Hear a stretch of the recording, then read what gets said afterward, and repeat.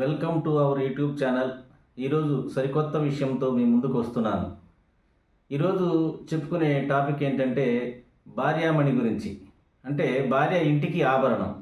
చూశారు అసలు భార్య ఒక మనిషి ఆభరణం పెట్టుకుందంటే, ఒక స్త్రీ ఆభరణాలు పెట్టుకుందంటే ఎంత కళగా ఉంటుందండి. మరి భార్య అనేది ఇంటికి ఆభరణం. పెద్దలు ఎంతగా పోల్చారో చూడండి అసలు. మరి భరించేది భార్య అని కూడా అన్నారు. మరి మనం ఎన్నో సాధక బాధలు మరి పడుతూ ఉంటుందన్నమాట భార్య. ఎక్కడి నుంచో వచ్చి మన ఇంటికి వచ్చి మనమెవరో తెలియదు, కానీ మన ఇంటికి వచ్చి ఎన్నో బాధలు పడి సంసారంలో అనేక ఒడిదుడుకులు పడి అనేక కష్ట సుఖాలకు వచ్చి మరి మనకి అనేక రకాలుగా ఉపయోగపడుతుంది కాబట్టి భరించేది భార్య అన్నారు. అలాగే బ్రతుకునిచ్చేది కూడా భార్య అండి. చూశారా ఎంత అద్భుతంగా ఉందో భార్య గురించి. బ్రతుకునిచ్చేది కూడా భార్యే. అలాగే చెలిమినిచ్చేది కూడా భార్యే. చెలిమి అంటే ఏంటి? స్నేహాన్ని ఇచ్చేది కూడా భార్య అనమాట. ప్రేమను చూపిస్తుంది, బ్రతుకునిస్తుంది, భరిస్తుంది అనమాట. అలాగే చేరదీసేది కూడా భార్యే. మనకి ఏదన్నా సమస్యలు వచ్చినప్పుడు హక్కును చేర్చుకుంటుంది అనమాట. హక్కును చేర్చుకొని మనకి ఓదార్పునిస్తుంది, ఎంతో ధైర్యాన్ని ఇస్తుంది. ఒక భర్తకి భార్య చాలా అండదండగా ఉంటుంది. కాబట్టి మనమందరం కూడా తెలుసుకోవాలి. ఇంట్లో భార్య లేకపోతే ఎలా ఉంటుందండి? మరి మరి ఆకాశంలో సూర్యుడు లేకపోతే ప్రపంచం మొత్తం కూడా చీకటైపోతుంది. అలాగే భార్య లేకపోతే ఏమవుతుంది? ఆ ఇల్లే చీకటమయంగా అయిపోతుంది అనమాట. అంటే జగతికి వెలుగునిచ్చేది సూర్యుడైతే ఇంటికి వెలుగునిచ్చేది భార్య. ఈ విషయాన్ని ప్రతి ఒక్కరు గుర్తుంచుకోవాలి. భర్త వంశానికి సృష్టికర్త కూడా భార్యే. భర్త వంశాన్ని నిలబెట్టాలంటే, సృష్టించాలంటే, ఆ వంశాన్ని ఇంకా అభివృద్ధి చేయాలన్నా కూడా భార్యేనమాట. అలాగే మొగుడు వంశానికి మూలకర్త కూడా భార్యేనమాట. కాబట్టి అంశం నిలబడాలంటే భార్య లేకపోతే ఏమీ లేదనమాట. అలాగే కొంగు తీసి మనకి ముందుకేగినా, లేకపోతే చెంగు తీసి మూతి తుడుచుకున్నా కూడా, లేదా బొంగమూతి పెట్టినా కూడా అదొక అందంగా ఉంటుందండి భార్య. చూసారా బొంగమూతి అని మనం అప్పుడప్పుడు వింటూ ఉంటాం. ఎంతో అప్పుడప్పుడు అలకగా ఉంటుంది అనమాట. అలకగా ఉన్నప్పుడు బొంగమూతి పెడతారు కొంతమంది ఆడవాళ్ళు. చాలా అదొక సంతోషంగా ఉంటుంది అనమాట. కాబట్టి తనకు ఎవరూ లేరు సాటి, భార్యకి ఎవరూ లేరు. అసలు ఈ కుటుంబంలోనే భార్యకు సాటి వచ్చేవాళ్ళు ఎవరూ లేరు. అలాగే ఇళ్ళలో తను లేని ఇల్లు కలలో ఊహ కందనమాట. ఇళ్ళలో భార్య అనే పదం లేకపోతే, భార్య అనే వ్యక్తి లేకపోతే అసలు మరి ఊహ కందనమాట ఆ విషయం. అలాగే బిడ్డలని ఆదరిస్తుంది.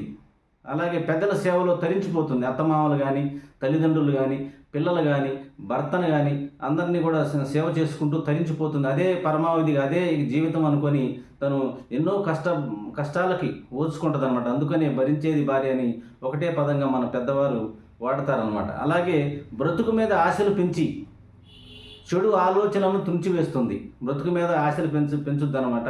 అలాగే మనలో ఉన్న చెడు ఆలోచనలు కూడా తుంచివేస్తుంది. ఎంత అద్భుతమండి భార్య అంటే. మరి అలాంటి భార్యను మనం ఎలా చూసుకోవాలి? మీరు ఒకసారి అందరూ గమనించాలి. భార్యని ప్రతి ఒక్కరూ కూడా ప్రేమించాలి, అలాగే గౌరవించాలి, తన కష్టాన్ని గుర్తించాలి. సమాజంలో తను ఎదుర్కొంటున్న సమస్యల్ని మనం తెలుసుకొని ఎప్పటికప్పుడు తన ఆలోచనల్ని, ఆశయాల్ని మరి మనం అర్థం చేసుకొని తనకు ఆదరణగా ఉండాలి, అండగా ఉండాలి మనం ప్రతి ఒక్కరూ కూడా. అలాగే భర్తను భ్రమల నుండి కిందికి దించుతూ కళ్ళు కాయల కాచేలా భర్త జీవితాన పూలు పూచేలా చేస్తుందన్నమాట. కాబట్టి భార్య లేని జీవితం వ్యర్థం అన్నమాట. కాబట్టి ప్రతి ఒక్కరు కూడా గుర్తుంచుకోవాలి. అలాగే జీవితాన్ని అందించే మన మనిషి అనమాట. మనకి జీవితాలను ఇస్తుంది. ఎందుకంటే మనకి భర్తకి అండగా ఉంటుంది, తోడుగా ఉంటుంది, ప్రేమగా ఉంటుంది, ఒక స్నేహితుడిలాగా. మరి ఇలాంటి అన్ని విషయాల్లో కూడా చేదోడు వాదోడుగా ఉంటుంది. పిల్లల్ని సంరక్షణ చేయటంలో కానీ, కుటుంబాన్ని పోషణ చేయటంలో కానీ, కుటుంబాన్ని సరిదిద్దటంలో కానీ, ఇలా రకరకాలుగా ఏమిచ్చి ఆమె రుణం తీర్చుకోగలం చెప్పండి? ఒక భార్య రుణాన్ని మనం ఏమిచ్చి తీర్చుకోగలం? ఉందా అండి ప్రపంచంలో అసలు భార్య రుణాన్ని తీర్చుకునే అవకాశం మగవాడికి ఉంటుందా అండి?